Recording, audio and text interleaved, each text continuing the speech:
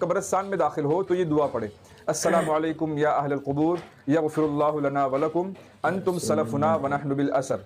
اس کے بعد جب کسی قبر کے پاس جاوے تو اس طریقے سے کھڑے رہے کہ قبر ہمارے سامنے ہو اور پشت کی طرف قبلہ ہو، یعنی کہ ہم قبر کے سامنے کھڑے رہے، اور اس کے بعد جو کچھ بھی ہمیں آتا ہے وہ پڑھے، قرآن کریم پڑھے، ذکر کرے، درود شریف پڑھے، تسبیحات پڑھے،